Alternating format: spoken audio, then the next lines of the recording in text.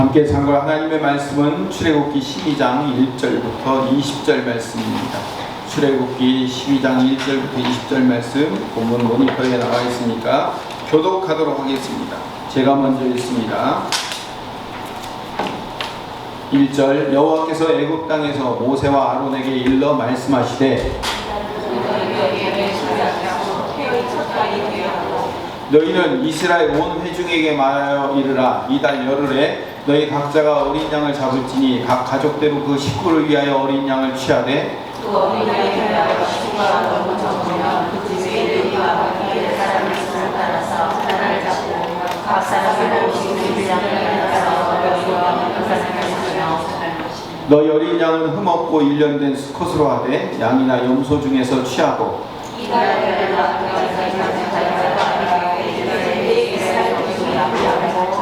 그 피를 양을 먹을 집 좌우 문설주와 인방에 바르고 그 밤에 그 고기를 불에 구워 유경과 순나무와 얼룩에 날것으로나 물에 삶아서 먹지 말고 머리와 다리와 내장을 다 불에 구워 먹고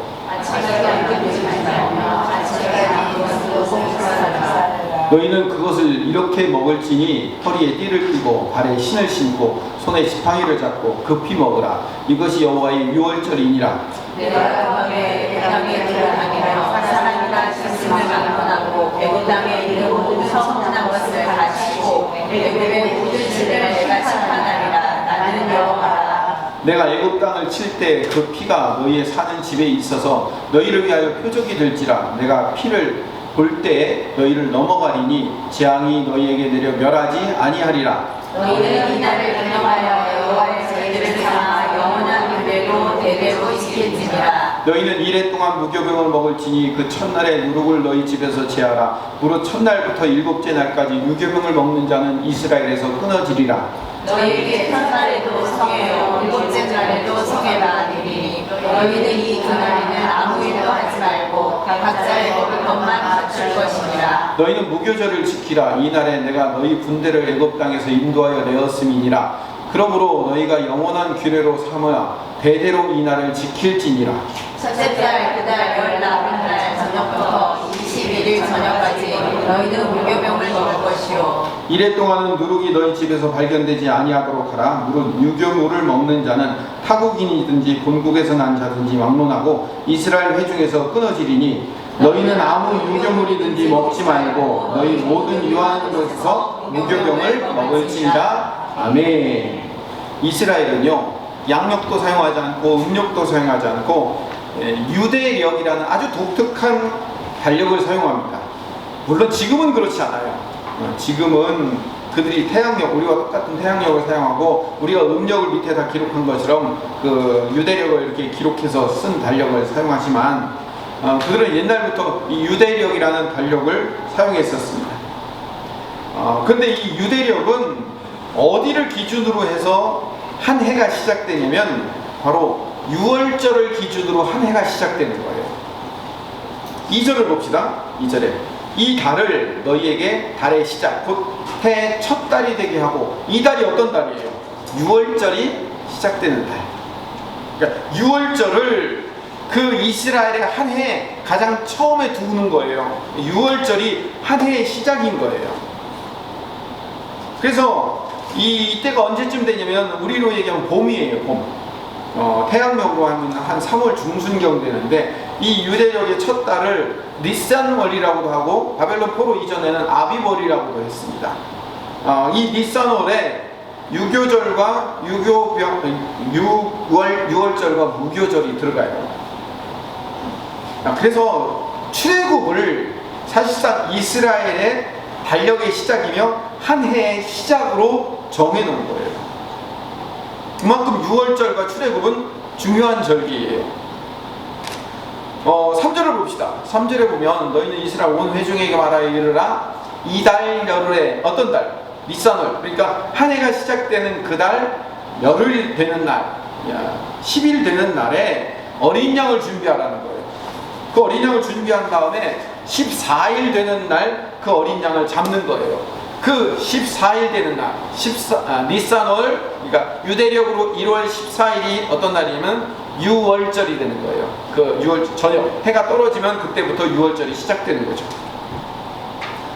태양력으로는 우리가 가지고 있는 달력은 한 3월 29일에서 30일쯤 돼요. 그 다음에 무교절을, 그 유월절 날이 첫 번째 무교절이에요. 그래서 유월절 날이자 첫 번째 무교절 날을 시작으로 해서 일주일 동안 무교절을 지켜요. 그래서 그 무교절을 다 지키고 나면 우리 태양력 달력으로는 4월 초가 됩니다. 4월 말에 시작되어서.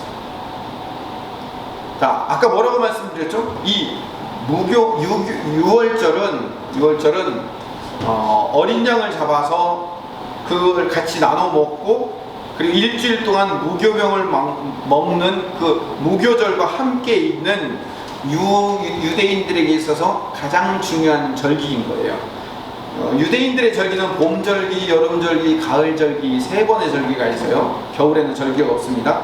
봄절기는 유월절을 시작을 해서 일주일 동안 무교절이 끝난 다음 날 8일째 되는 날을 초실절이라고 얘기해요. 이렇게 그 유월절과 무교절, 초실절이 봄절기예요. 그 다음 50일 지난 다음에 오순절, 칠칠절이라고 부르고요. 가을에는 수장절, 장막절이라고 부르는 가을절기가 있어요. 근데 제일 중요한 절기가 어디라고요? 유월절이에요. 예수님도 1년에 한 번씩 예루살렘에 올라오셨을 때 언제 올라오셨냐면 이 유월절에 올라오셨어요. 유월절에 부모님들하고 12살 되던 애 올라와서 제사 드리고 부모님들은 다 데려갔는데 예수님은 그냥 성전에 나와서 제사장들과 함께 토론하고 대화했죠. 그때가 언제였냐면 유월절이에요. 예수님도 어렸을 때부터 유월절에 예루살렘을 방문했었습니다. 그만큼 유월절날 이스라엘 백성들이 예루살렘을 방문해서 예배 드리는 것, 제사 드리는 것은 굉장히 중요한 절기였어요. 이때가 언제라고요? 이때가 부활절과 겹치는 거예요. 왜냐면 유월절날 누가 돌아가셨어요? 예수님이 십자가에서 돌아가신 날이 유월절이기 때문에. 그래서 동방교회는 이 신약의 부활절과 구약의 그 유대인들이 쓰던 유월절이 같은 날이에요. 우리가 동방교회라고 해가지고, 동방교회는 그 중국, 일본, 인도, 뭐 한국 여기 이쪽에 있는 교회를 얘기하면 안 됩니다. 거기가 동방교회가 아니고, 옛날에 그 터키를 중심으로 해서 터키를 중심으로 해서 그 콘스탄티노플이라는 그 지역을 중심으로 한 러시아 정교회, 여기가 동방교회예요. 로마를 중심으로 한 것이 서방교회예요. 그러니까 서방교회와 동방교회로 나뉘었는데, 이 동방교회는 유월절이 성금요일인 거예요. 성금요일. 성금요일하고 유월절이 같은 날이에요. 그리고 사흘 뒤에 예수님이 부활하셨잖아요. 그걸 맞춘 거예요. 근데 서방교회에서는 그렇게 안 하고, 성금요일이 유월절이기도 하지만 그날이 금요일이기 때문에 금요일날 맞춰야 돼요. 그리고 사흘 뒤가 주일이잖아요. 주일날 부활절을 맞춰야 되기 때문에 유월절과 계산 방법이 약간 달라요. 그래서 우리는 지금 서방교회의 그 계산법을 따라서 유월절과 부활절이 약간 차이가 있어요. 근데 원래는 뭐라고요? 예수님이 언제 돌아가셨다고요? 성금요일날 돌아가신 거예요. 유월절날 돌아가신 거예요. 유월절날. 구약의 시작이 어떤 책인지 아십니까? 당연히 구약의 시작은 창세기죠. 라고 얘기할지 모르겠지만, 사실은요, 엄밀한 의미에서 구약의 시작은 출애굽기예요. 제가 전에도 계속 말씀드렸지만, 왜 구약의 시작이 출애굽기냐면, 출애굽한 이스라엘 백성들을 데리고 광야를 가면서 그 광야에서 태어난 자들이나 광야에서 20살 이하의 그 어린 백성들에게 모세가 우리를 광야로 인도하여 내 가나안 땅으로 데리고 갈 그 우리의 하나님인 여호와 하나님이 어떤 분인지 아니? 라고 가르친 책이 뭐라고요? 모세오경이에요. 그리고 그 모세오경을 가르치면서 어떻게 하는 거예요? 태초에 하나님이 천지를 창조했는데 그 하나님이 이렇게 저렇게 해서 창조하시고 아브라함, 이삭, 야곱, 요셉 해가지고 요셉이 그 백성들을 데리고 가족들을 데리고 애굽 땅으로 넘어가서 그 애굽 땅에서 400년 동안 살다가 처음에는 요셉의 후손이었는데 나중에는 노예가 되어서 노예로 살다가 10가지 재앙과 홍해를 일으켜갖고 우리를 이 광야로 인도하여 냈단다. 그래서 우리가 그 하나님이 우리를 가나안 땅으로 데리고 갈 거라 한다라는 것을 가르친 책이란 말이에요. 그러니까 역사의 시작이 어디서부터 시작되는 거예요? 네, 출애굽기부터 역사의 시작이 시작되는 거예요. 그러면 신약의 출발점은 어디입니까? 신약의 출발점이야 당연히 예수님 태어났을 때 신약이 출발한 거죠 라고 말할 수 있는, 맞아요, 맞는데 엄밀한 의미에서 신약의 출발, 신약이 몇 날 며칠부터 출발했느냐라고 정확하게 얘기하라 한다면 신약의 출발은 예수님의 십자가 사건이 신약의 출발이에요. 예수님의 십자가 사건으로 말미암아 성소와 지성소 사이에 휘장이 있는데 그 휘장이 예수님의 십자가로 어떻게 됐죠? 찢어졌죠.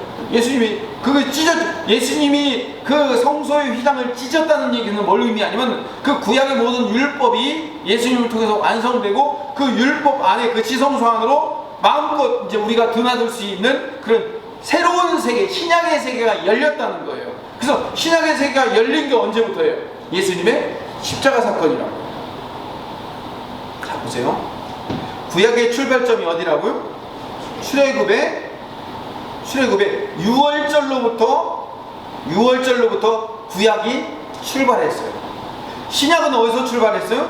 예수님의 십자가 사건으로 출발했어요. 여러분 오늘 좀 딱딱한 얘기처럼 보이지만요, 여러분들에게 굉장히 중요한 얘기예요. 구약의 출발점과 신약의 출발점이 어떻게 해요? 같아요. 같은 날 출발이 됐어요. 왜?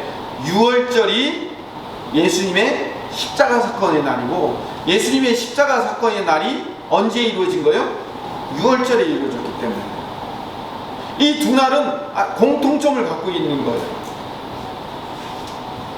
출애굽 사건과 십자가 사건이 왜 아주 이렇게 깊게 연결되어 있고 이것이 왜 구약의 시작이면 신약의 시작일 수밖에 없는가? 예수님의 십자가 사건이 구약의 출애굽 사건, 6월절 사건의 완성이기 때문에 그런 거예요. 예수님께서 십자가 사건을 경험하시기 위해서 예루살렘으로 제자들과 함께 올라갔어요.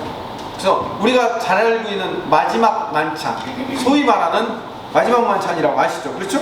마지막 만찬을 하러 자리를 잡고 다락방을 준비하고 거기서 12 제자들과 함께 마지막 만찬, 6월절 만찬을 행하고 그 밤에 겟세마네 동산에 올라가서 기도하시다가 어떻게 됐어요? 공회에 잡혀가지고 십자가에 못 박혀 죽으신 거란 말이에요.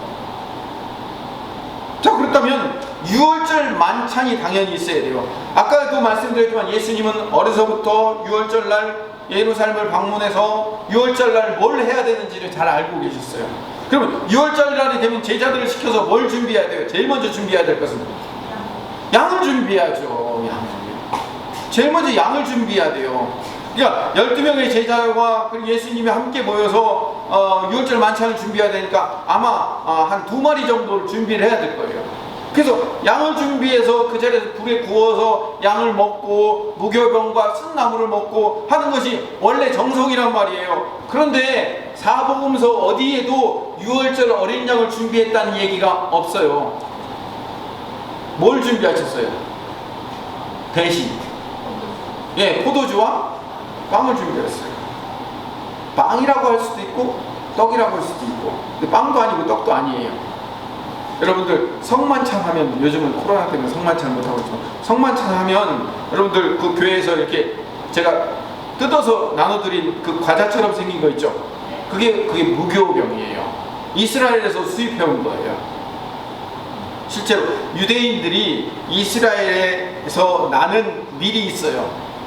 지금 우리가 먹는 그 미국산 그 밀가루하고 약간 틀려요. 통밀 비슷하게 생긴 건데, 그런 이스라엘산 밀가루를 물에 개가지고 반죽해서 거기다 이스나 설탕이나 소금이나 이런 거 아무것도 넣지 않고 그냥 밀가루를 물에 그냥 개가지고 전 부치듯이 그냥 이렇게 촉촉촉촉 붙여갖고 네모 잘라갖고 만들어 놓은 게 무교병이에요.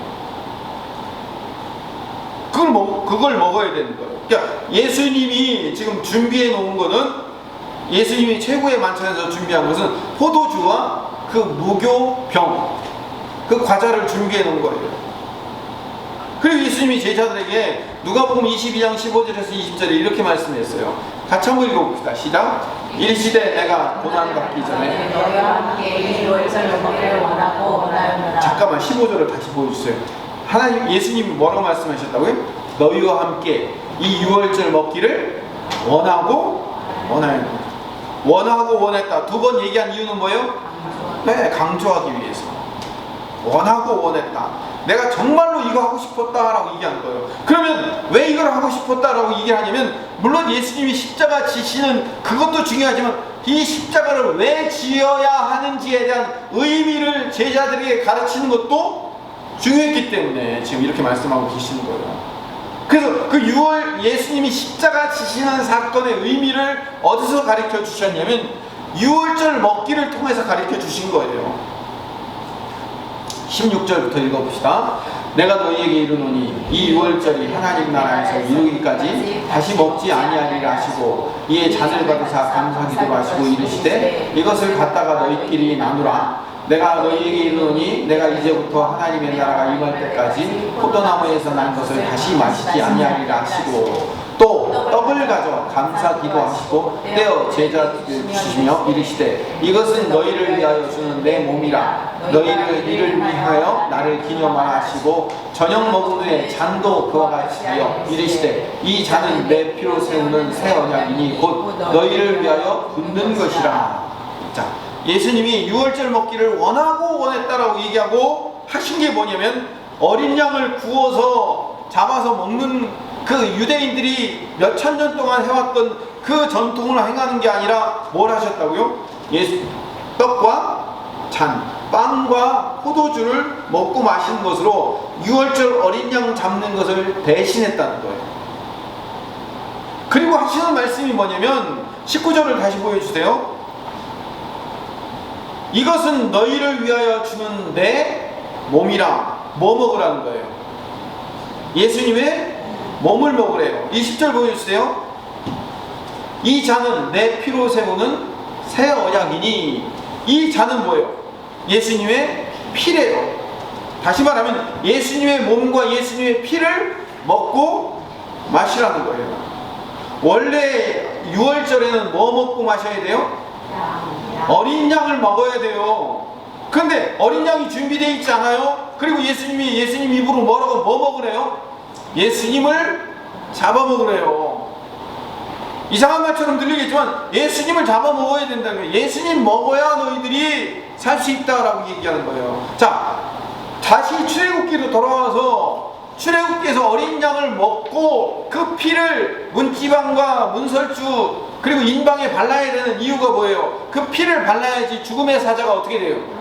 넘어가기 때문에. 유월절 그 양의 피를 볼 때에 내가 널 넘어서 가리라. 죽음의 사자가 넘어간다는 거예요.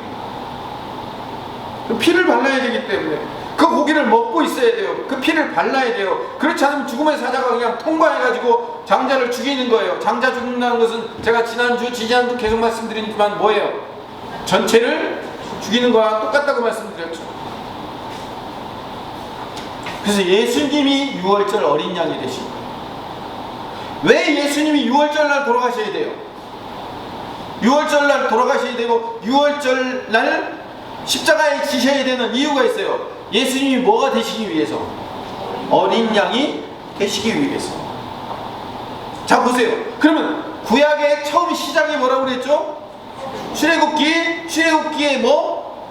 유월절을 한 해 시작이라고 불렀다고 그랬죠. 한 해의 시작. 왜냐면 유월절이 중요하기 때문에, 어린 양 먹고 탈출하는 것이 중요하기 때문에. 신약의 출발이 어디라고 그랬죠? 십자가 사건이라고 그랬잖아요. 같은 날이에요. 구약의 출발점 날과 신약의 출발점 날이 같은 날이에요. 유월절 어린 양 잡아먹는 것이 구약의 시작이었다면 그 유월절 어린 양 대신 예수님 잡아먹는 이야기가 신약의 시작인 거예요. 여러분, 이 중요한 얘기를 여러분 마음 가운데 다가 알고 있어야 돼요. 중요한 얘기예요. 우리 인생에 아주 중요한 이야기예요. 제가 지금 해석하는 이 해석을 구속사적 해석이라고 얘기합니다. 구약의 모든 이야기가 누구를 통해서 완성되었다? 예수님을 통해서 완성됐다. 이 구속사적, 그 구속사적 해석을 가장 먼저 하신 목사님이 계셔요. 그분이 누굴까요? 김성근 목사님 아니에요. 사도 바울이에요. 사도 바울이 고린도전서 5장 7절에 이렇게 설명하고 있어요. 같이 읽읍시다. 시작. 너희는 누구는 자인데 새 머리가 되기 위하여 곧 무릎을 내버리라. 우리의 유월절이야 곧 그리스도께서 희생되셨느니라. 마지막에 구속사적으로 너무 명확하게 해석해 주시잖아요. 뭐라고요? 우리의 유월절 양이 누구라고요? 예수 그리스도. 유월절 양이 예수 그리스도라고 사도 바울이 고린도전서 5장 7절에 명확하게 얘기해 주신단 말이에요. 다시 출애굽기로 돌아갑시다. 그래서 12장 7절에 보면 그 피를 그 양을 먹을 집 좌우 문설주와 인방에 바르고, 문설주가 어디냐면 이 문에 보면 양쪽 옆에 틀 있죠. 옆에 틀, 이게 설주라고 해요. 그리고 위에 틀을 인방이라고 얘기해요. 상인방, 밑에는 하인방 아니고 문지방이라고. 그러면 하인방 밟지 말아라 이렇게요? 문지방 밟지 말아라 그러죠? 상인방, 하인방이라고 문지방 이렇게 부릅니다. 여러분 틀릴 줄 알고 제가 물어본 거예요. 네. 자, 설주와 인방과 문지방에 전체 바르는 거예요. 그러면 어떻게 해야 된다고? 죽음의 사자가 넘어간다고. 그러면 13절을 봅시다. 13절에 내가 애굽 땅을 칠 때 그 피가 너희가 사는 집에 있어 너희를 위한 표적이 되고 내가 그 피를 볼 때 너희를 넘어가리니. 재앙이 너에게 내려 멸하지 않는 거예요. 그래서 인방과 문설주에 바른 어린 양의 피 때문에 죽음의 사자가 넘어간다라는 이 히브리어 넘어간다가 파사흐인데, 이 파사흐의 명사형이 페사흐예요. 그래서 페사흐가 뭐냐면 6월절을 지금도 페사흐라고 부르는 이유가 그거예요. 넘어간다.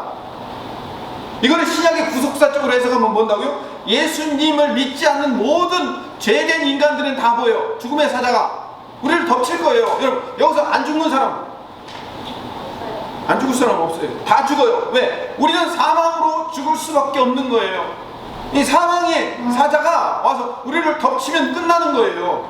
죽음으로 끝나요. 그런데 우리의 마음의 인방과 마음의 설주에 예수 그리스도의 피를 바른 자, 다시 말하면 이거를 아까 그 6월절의 만찬으로 바꿔 얘기하면 예수님의 피와 살을 먹고 마시는 자는 죽음의 사자가 어떻게 된다고요?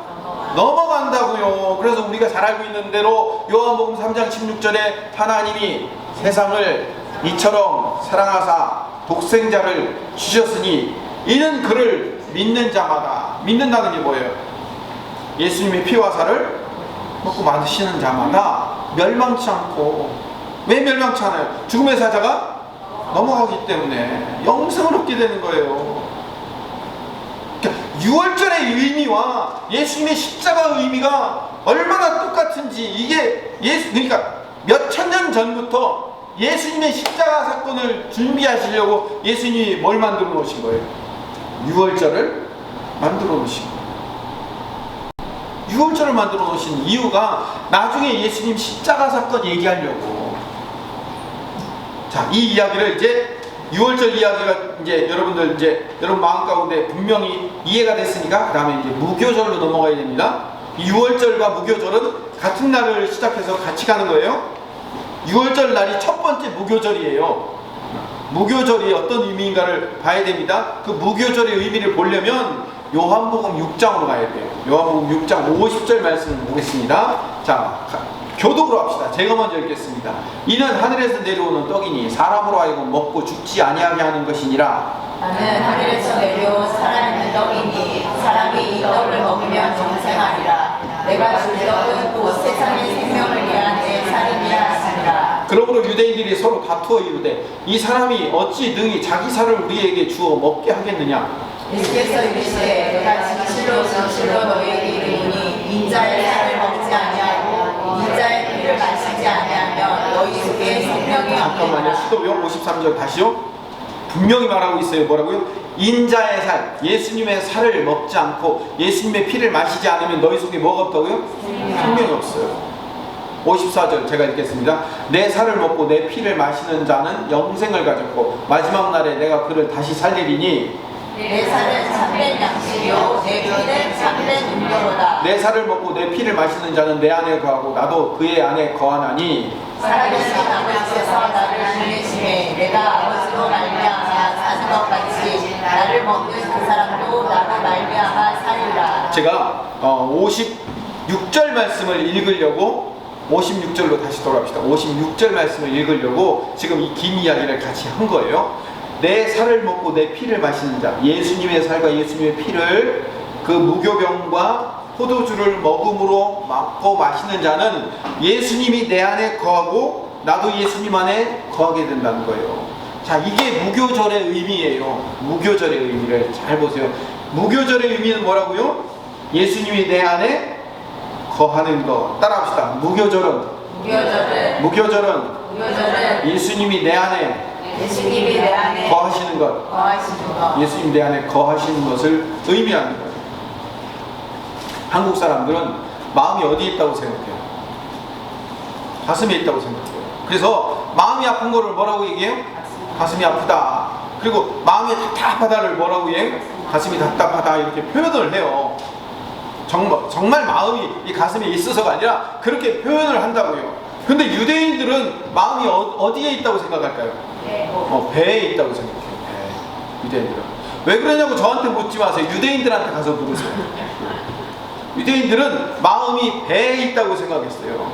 예를 들어서 요한복음 7장 38절에 가보면 나를 믿는 자는 성경에 이른 같이 그 배에서 생수의 강이 흘러나오니까 그 마음에서 생수의 강이 흘러나오리라는 얘기를 배라고 표현한 거예요. 정말로 배에서 뭐가 나오는 게 아니라 그 마음에서 나온다라는 표현을 이런 식으로 표현을 하는 거예요.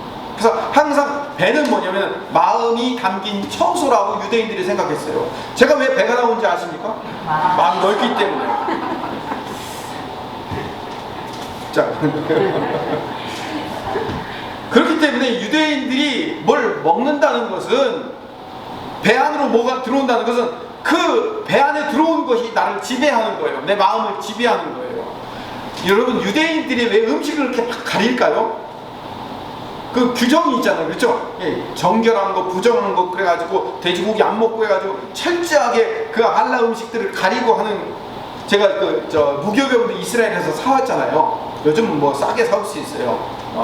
그래서 무교병을 사왔는데 그 무교병을 보면 다 도장이 찍혀져 있어요. 봉투마다. 유대인들이 정결하게 랍비들이 다 검사해가지고 그 정결한 밀가루로 정결한 물로 정결한 사람들이 만들어 놓은 그 무교병이다 라는 것을 증명하는 그 랍비들의 도장들이 다 찍혀 있어요. 저게. 그럴 만큼 자기들이 이렇게 특별한 자기들만의 거룩한 음식을 먹어야 되는 이유가 왜 그러냐면 거룩한 음식을 먹어야 그 거룩한 음식이 내 배에서 내 마음에서 나를 지배한다고 생각했기 때문에. 그래서 뱃속의 음식이 내게 영향을 준다고 생각을 하는 거예요. 다시 말하면 예수님을 먹고 마신다는 것은 예수님이 내 어디에 들어오는 거예요? 내 마음에 들어오는 거예요. 내 마음의 중심에 들어와서 나를 지배하는 거예요. 내가 뭘 먹는가에 따라서 그 먹는 음식이 나를 지배한다고 생각하는 거예요. 그래서 유월절을 기점으로 7일 동안 무교절이 이루어지는데 그 무교절은 유월절 이후에 어떤 삶을 살아가야 되는가에 대한 삶의 방식을 규정한 절기예요. 그 일주일 동안 누룩이 없는 떡을 먹고 살아야 돼요. 왜 누룩이 없는 떡을 먹고 살아야 되느냐? 자, 유월절에 살아난 사람들 다시 이제 유월절로 돌아갑시다. 유월절에 어린 양을 먹고 피를 바르고 살아난 사람들은 새로 태어난 사람들이에요. 왜? 다 죽어야 돼요. 원래는 다 죽어야 되는데 그 피를 바르는 사람들은 아까 뭐라고요? 넘어서 가리라 해가지고 넘어가서 그렇게 새롭게 태어나면 뭐예요? 새롭게 태어난 거예요. 거듭난 거예요. 여러분 말도 안 되는 이야기지만 여러분들이 타임머신을 타고 지금으로부터 20년 전으로 되돌아간다고 생각합시다. 그럼 20년 전으로 들어가면 우리 은경이하고 본인은 없겠네? 장현이도 없고 20년 전으로 되돌아가면 여러분 정말로 20년이 되돌아갈 수 있다고 하면 어떻게 사시겠어요? 지금까지 살아왔던 방식 그대로 다시 사시겠어요? 그럼 어떻게 사실래요?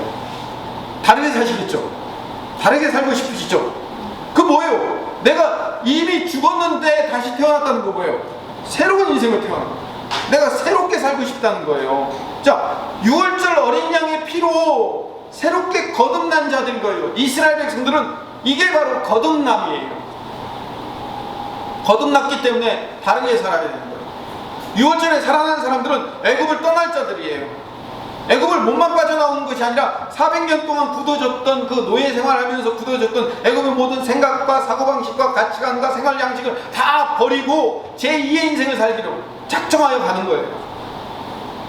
그걸 뭐라고 표현한다고요? 무교절로 표현하는 거예요. 이전에 먹었던 음식과 전혀 다른 음식을 먹겠다는 뜻이에요. 애굽에서 10가지 재앙으로 바로와 그의 신하들과 백성들이 심지어는 가축이 처음 난 것까지 몽땅 다 죽음의 사자를 통과하지 못하고 다 죽어야 되는 이유는 그들 죄 때문에 그런 거예요. 어떤 죄? 완악함과 완강함의 죄. 어떤 완악함과 완강함인데요, 지난주와 지난주 그 지난주에 계속 말씀드렸던 대로 하나님을 인정하지 않고 하나님의 말씀에 불순종한 죄로 말미암아, 그게 죄예요.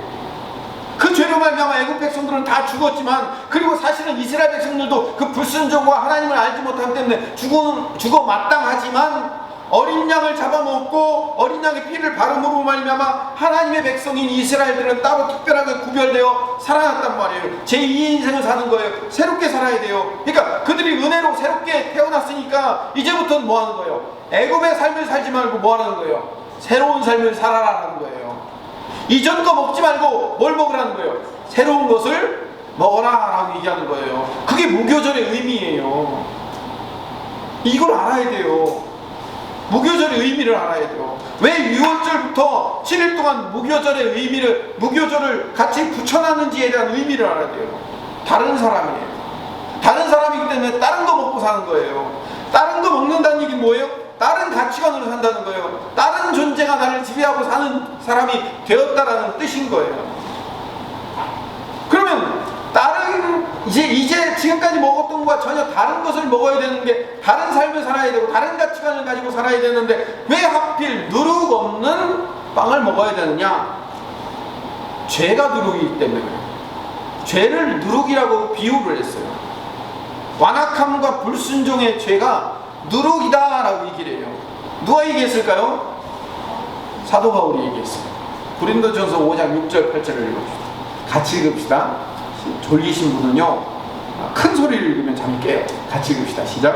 너희가 자랑하는 것이 옳지 아니하도다. 저도 누룩이 온 덩어리에 퍼지는 것을 알지 못하느냐? 너희는 누룩 없는 자들의 새 덩어리가 되기 위하여 묵은 누룩을 내버리라. 우리의 6월절이라 곧 그리스도께서 희생되셨느니라. 이러므로 우리가 명절을 지키되 묵은 누룩으로도 말고 악하고 악의에 찬 누룩으로도 말고 누룩이 없이 오직 순전함과 진실함의 떡으로 하자. 누룩이 뭐라고요? 악의 상징이에요. 아까 배에 마음이 있다라고 유대인들이 그렇게 상징적으로 얘기하는 것처럼 누룩은 뭐의 상징이냐면 죄의 상징입니다. 죄를 넣은 빵을 먹고 살지 말아라는 거예요. 예수님도 이렇게 말씀하셨어요. 예수님께서도 마태복음 16장 11절 12절에 보니까, 제가 읽어볼게요. 어찌 내 말하는 것이 떡에 관함이 아닌 줄을 깨닫지 못하느냐? 오직 바리새인과 사두개인들의 누룩을 주의하라 하시니, 그제야 제자들이 떡의 누룩이 아니요 바리새인과 사두개인들의 교훈을 삼가라 말씀하신 줄을 깨달은. 바리새인들과 사두개인들의 교훈이 뭐예요? 죄된 교훈이에요. 이거를 뭐예요? 삼가라. 그래서 여기서 예수님도 뭐예요? 누룩을 뭐로에 비유했어요? 나쁜 것, 악한 것에 비유를 했다고. 애굽이라는 죽음에서 탈출했기 때문에 애굽의 죄, 완악함과 하나님을 인정하지 못하는 그 모든 습관과 태도와 생각과 방식과 가치관을 다 버리고 살아야 되기 때문에 일주일이라는 기간을 무교병을 먹어야 된다고 규정하셨어요. 왜 하필 일주일입니까? 여러분, 7이라는 수가 제가 가르쳐드렸죠. 무슨 수라고요? 완전수. 여기서 말하는 7일은 7일만 그렇게 하면 된다는 얘기가 아니라 앞으로 너의 완전한 너희 모든 삶이 다 보여야 된다고. 죄가 들어가 있는 빵을 먹지 말고 살아야 된다. 옛 가치관에 들어가 있는 빵을 먹지 말고 살아라 이 얘기예요. 그래서 7이라는 완전수를 넣어서 7일 동안 먹어라 라고 얘기를 하는 거예요. 두 가지 의미가 있어요. 첫 번째는 뭐라고요? 죄를 넣지 말고 살아라. 두 번째는 애굽에서 살았던, 애굽에서 쩔어온 삶의 방식을 버리고 포기하고 살아라 라는 의미가 있어요. 그래서 누룩 없는 빵은 나중에 만나를 의미해요. 그들이 홍해를 건너서 광야를 탈출해서 제일 먼저 사흘 지난 다음에 뭘 먹었죠? 만나를 먹기 시작했죠.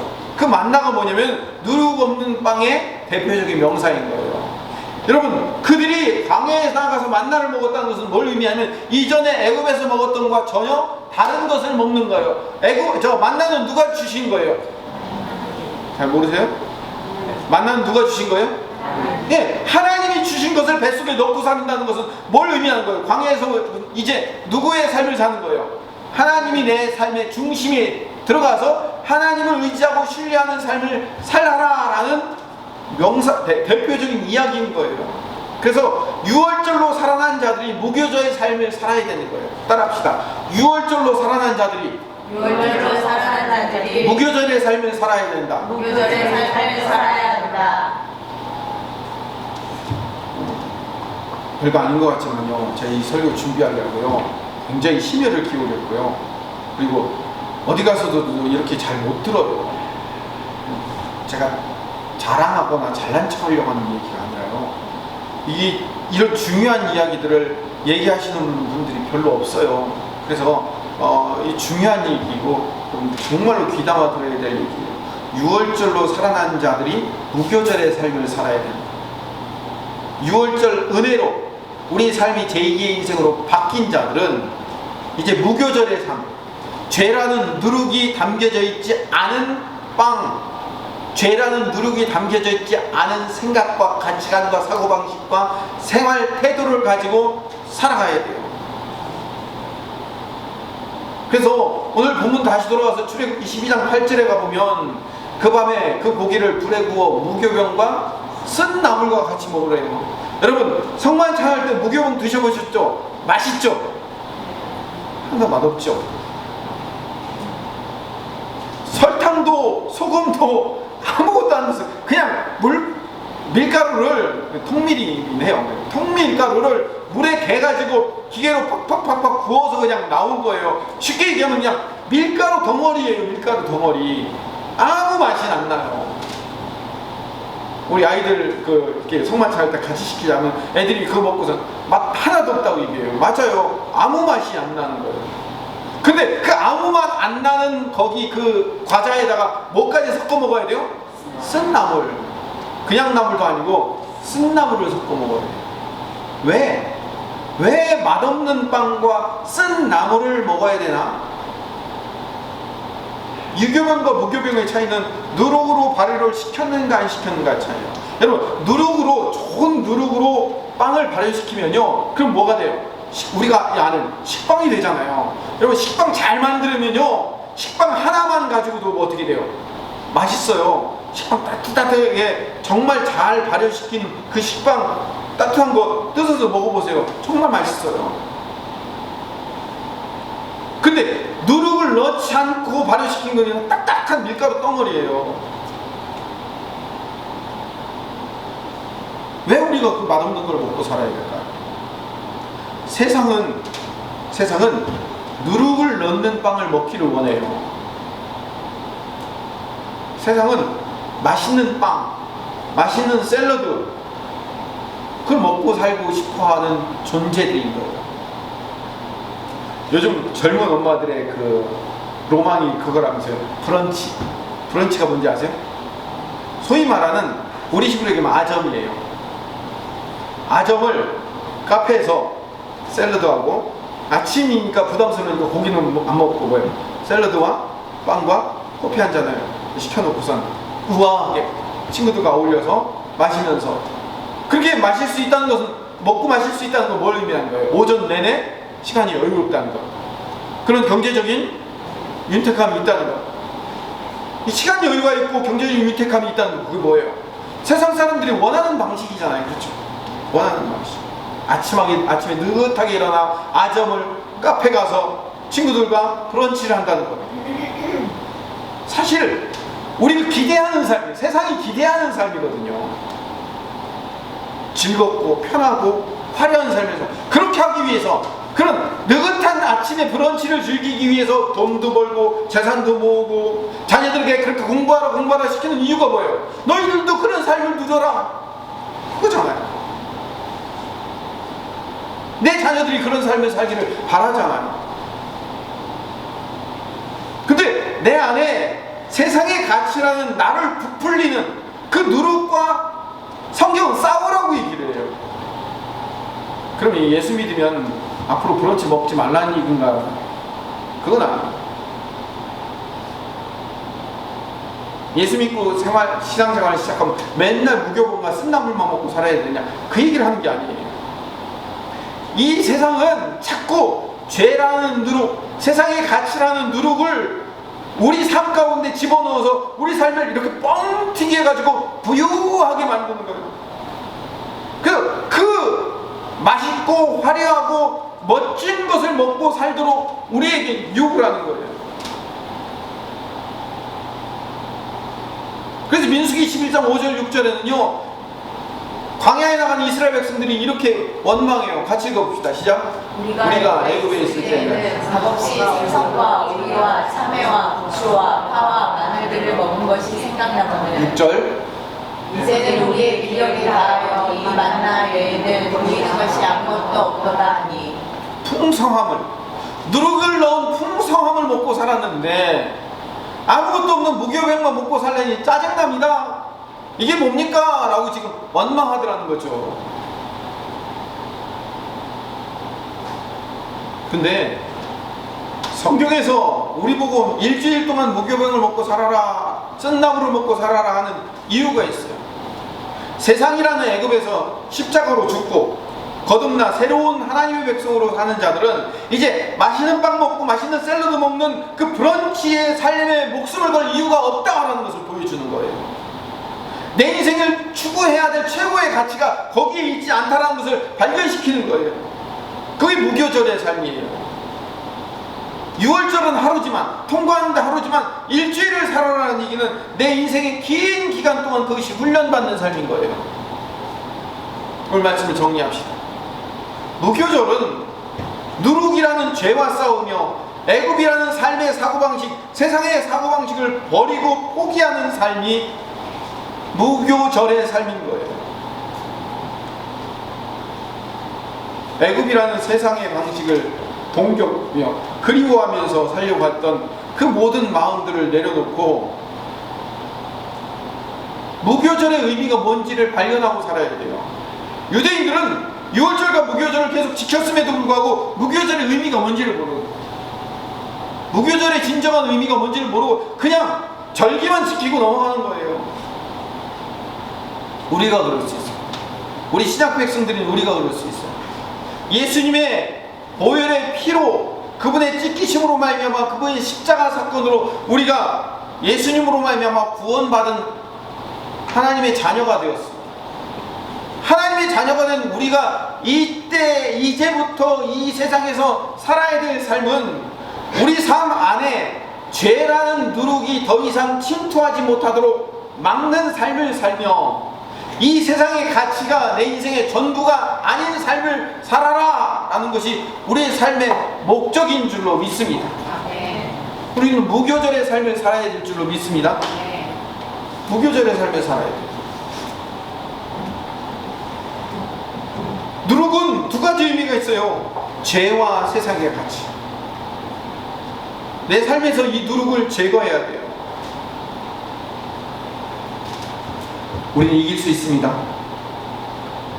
이 싸움에서 우리는 이길 수 있음을 믿습니다. 이길 수 있습니다. 이기도록 주님께서 우리 안에서 성령님을 부어주시고 장착시켜 주셨어요.